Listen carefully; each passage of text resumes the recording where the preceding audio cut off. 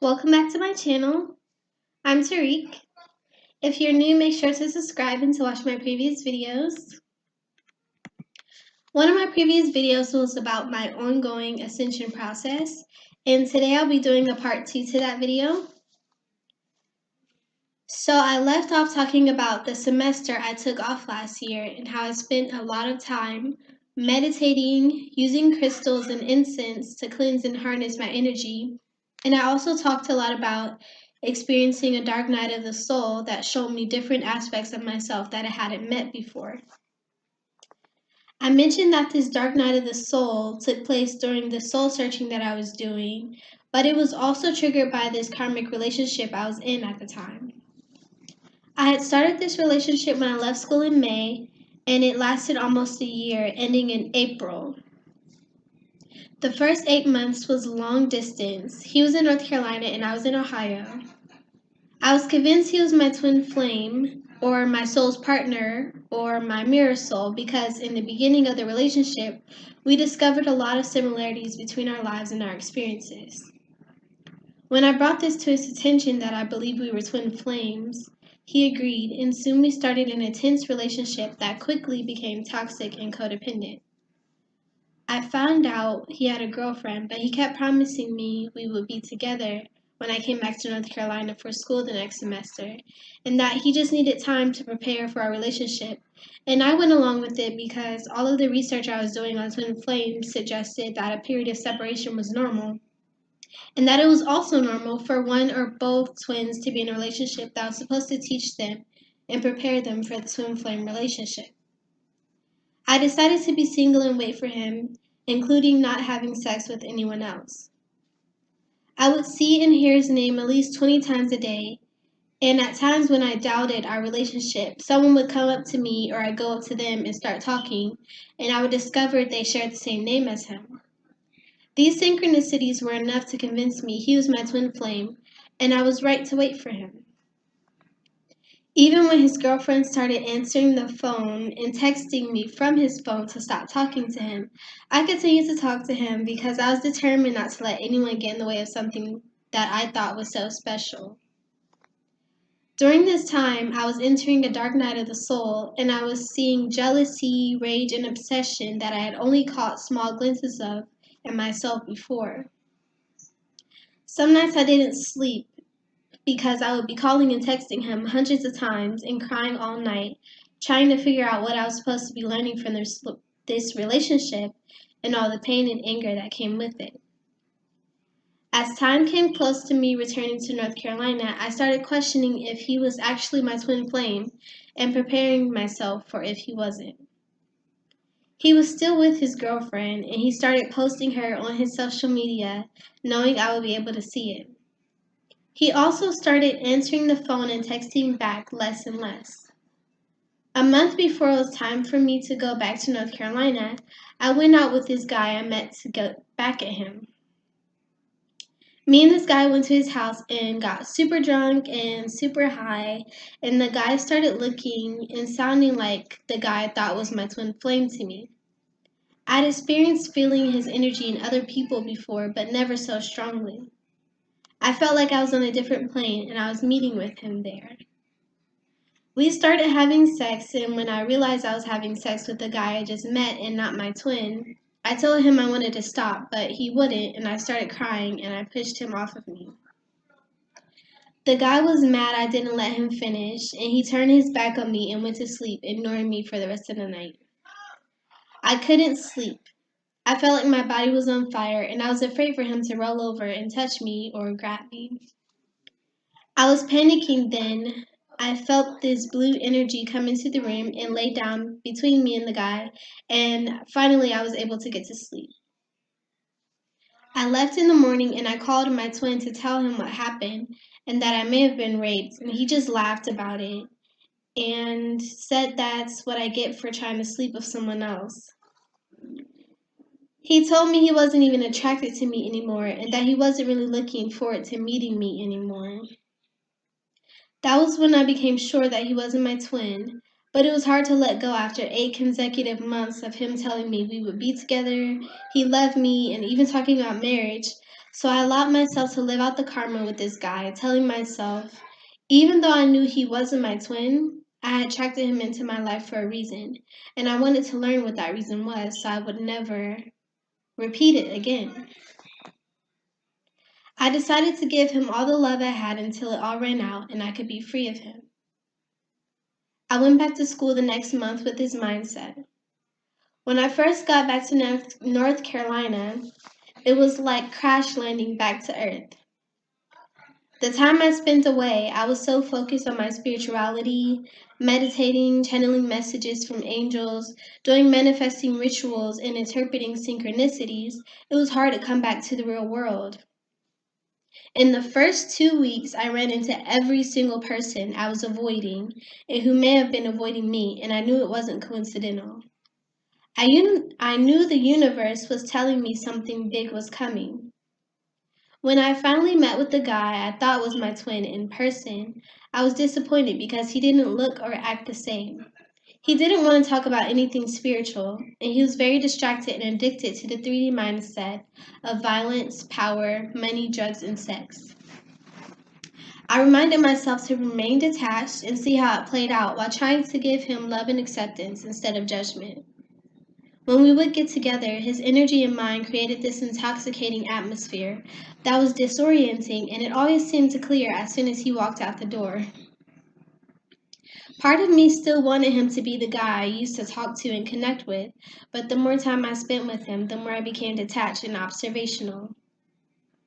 I paid attention to every word he spoke and every move he made, and took note of how it played into our karmic relationship and the relational patterns I was continuing by being with him. Meanwhile, I was still recognizing the synchronicities I was facing when I wasn't with him and interpreting that soon I was going to come face to face with someone that was avoiding me.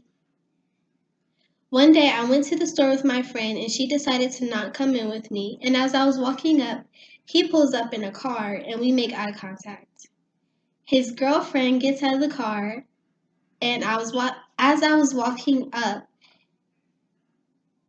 um, so his girlfriend got out of the car and she didn't recognize me, but I recognized her. And I put it together, she was the one I was supposed to be coming face to face with. Because for months she was calling me names and saying she was gonna hurt me. I walked up to her to talk to her while he sat in the car, and of course she didn't really want to fight, so we all just left. After that, seeing him became more of a way to challenge her and push her buttons than wanting to be with him. Looking back, it was a test that I clearly failed, and running into them together was a sign for me to let him go, but I didn't, and I started suffering for it. I started staying inside and not going out with any of my friends. I couldn't recognize myself in the mirror, and I was obsessed with trying to make him come around. I became obsessed because I was angry that this pattern kept continuing through all my relationships and situationships, that I was always the other girl and I wanted to know why. I was researching angel numbers heavily, and the angels kept telling me to follow my intuition and release the old ways of doing things and the negativity from my life, and I knew they were talking about him. Finally, I came to my senses and I let him go because I was done feeling that feeling of being walked over and not chosen. Plus, I had started comparing myself to random girls and feeling insecure about myself, and I knew I had to let him go to save myself. I realized the love I was looking for was inside of me, and I started practicing self love religiously and getting out of my room to be around my friends. When I let him go, it was like dropping this weight that was seriously dragging me down and holding me back, and the spiritual experiences I was having immediately increased in frequency and intensity. One time while I was hanging out with one of my friends, we smoked and we were looking at my lava lamp, just trying to decide what the shape the lava was making. And I picked up the lamp and shook it, and the lava turned into a real live jellyfish swimming around inside the lamp. Me and my friend looked at each other and I said, "It's a jellyfish." Then we got freaked out and I set the lamp back down and we got all our stuff and we left the room. The friend I experienced this with wasn't really into other dimensions and spirituality, so we started growing apart. I started hanging out with one of my other friends who was really into spirituality like I was, and we would explore it together, and we did a big manifesting ritual together one new moon. I stopped going to class the last few weeks and I started seeking out my own energy again, like I did the year before, hoping to distract myself from the heartbreak and confusion I felt over losing my twin flame. I ran into this guy I met before but never hung out with, and one night we did shrooms together, and it was the trippiest experience ever. The trippiest experience ever. I was accessing parts of my mind I didn't know existed. I was seeing energies in wavelengths, in physical form, rainbows in the air, and at one point the room and his face appeared to be melting. Also, as the night went on, our faces were looking kind of like Picasso paintings, like my face to me, when I would look in the mirror and when I would look at his face, it didn't look like a normal face. It was like our eyes were like not level. It was just weird. We looked like Picasso paintings. We started saying we were in love because we felt and saw this energy surrounding us and drawing us together, like literally pushing us together. And we were referring to the energy as love. We felt like we were on this distant astral plane all night, and we kept talking about how long we would be there. And we kept mentioning like we could only leave if we answered the question of who we are. After that night, we hung out a few more times, but things didn't really last. I started becoming more interested in my purpose here on Earth, and that was when I uploaded my first YouTube video about the end of the world. Summer came, and I went to my mom's house, and I was learning a lot about energy and frequencies and how people or things on different frequencies tend to separate while things on the same frequencies attract. Me and my mom weren't on the same frequency, and we ended up having this intense, dramatic argument that ended with me leaving her house and going to stay with a friend because I knew we wouldn't be able to get along because we just weren't on the same frequency. The friend I stayed with had a roommate, and her roommate was the girlfriend or the baby mama of this guy I thought was my soulmate the year before, and we had bad blood because I exposed him to her while she was pregnant, so it was just a hot mess living there. Technically, I wasn't supposed to be living there, so she told, and I ended up getting kicked out, and I had to go to another friend's house.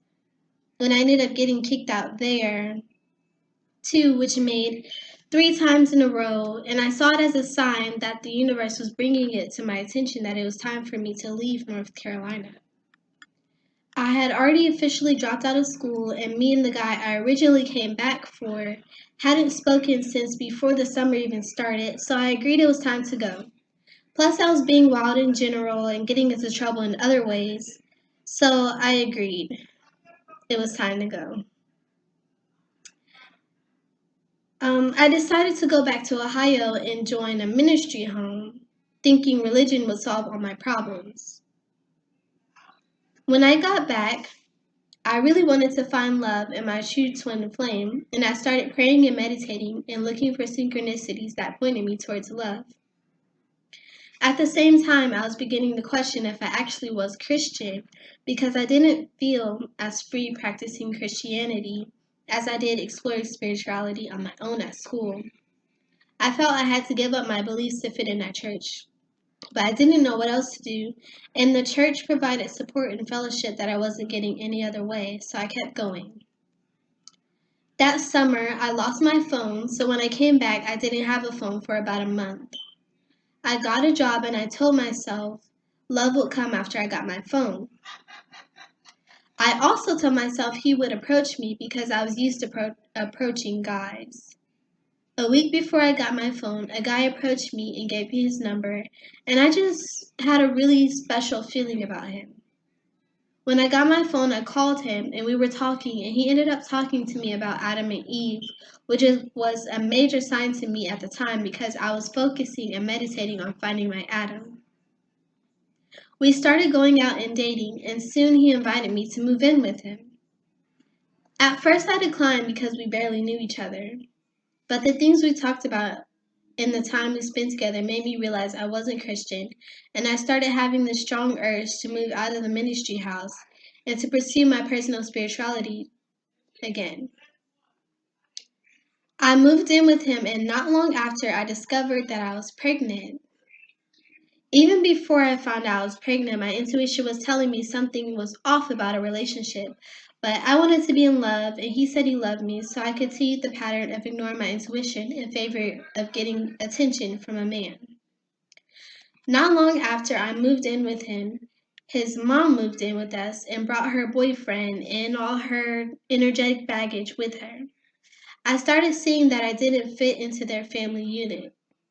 I started really learning about how your surroundings are a reflection of what's going on inside, and my surroundings felt crowded, unorganized, and chaotic to me. I knew I had to move, and I started talking to him about moving out, and the tension between us started to increase. My reality was reflecting that I felt ignored, abandoned, chaotic, and disrespected. I desperately wanted to heal this karmic pattern that kept repeating itself throughout my life and in my relationships, but I felt stuck. We started arguing, and I started crying all the time and withdrawing. We got into a giant argument over nothing one time that ended with me moving out of his house and into my sister's. This move came with so many changes, and I finally had the emotional space and the physical privacy to assess what had went wrong. After realizing I had stumbled into another karmic relationship, I vowed to focus on loving myself and being careful of who I let into my life because I saw firsthand how other people's energy could influence mine. Plus, I decided I didn't want just anyone around me and my baby. I started getting back into my personal spirituality, which I had neglected for a while, and I was proud that it didn't take almost a year this time to listen and to follow my intuition. After leaving his place and focusing more on myself, I started having strange experiences and visions at work. I would go to work high, I would be high going to work, and I would be hyper aware of the presence of the matrix and how me and everyone else were participating in the matrix. The visions were extremely vivid and felt kind of like outer body experiences where I was seeing out of a higher awareness. Through this awareness, I could see that everyone else was operating from a 3D awareness, only concerned about purchasing a product and 3D ideas such as appearance and earthly identity. I could see at the time that each person was a unique expression of, sorry. I could see at the time that each person was a unique expression of divinity, and it didn't matter if they were white, black, tall, short, male, or female. They all appeared to look very similar. I had this vision multiple times, and each time that I had it, my brain would go into overdrive, and I'd start to feel faint and dizzy, and my vision would start blacking out until I went to sit down. Every time it was clear that no one noticed but me, which was the scary part. I felt like the universe was pulling back the curtain and showing me how truly arbitrary and unnatural these labels and products and things we call important or real are. So since then, I've just been working on letting go of my past trauma and making it a habit of learning when my frequencies are getting low and raising my vibrations through meditation, journaling, yoga, stretching, and positive affirmations, amongst other things. Seeing familiar faces in unexpected places is still a common synchronicity I experience, and I'm becoming more accepting of things and people exiting my reality as my vibrations and frequency continue to rise and I continue to become more self-aware. I am continuing my ascension process by practicing acceptance of the present moment and forgiveness of the past, as well as strengthening my intuition. My ascension process is very far from over, and I look forward to seeing where my journey takes me. I know this is just the beginning of the beginning. So that's all for today's video. Feel free to comment any questions you may have about my personal journey or to comment anything you may be experiencing on yours. So like, share, and subscribe, and thanks for watching.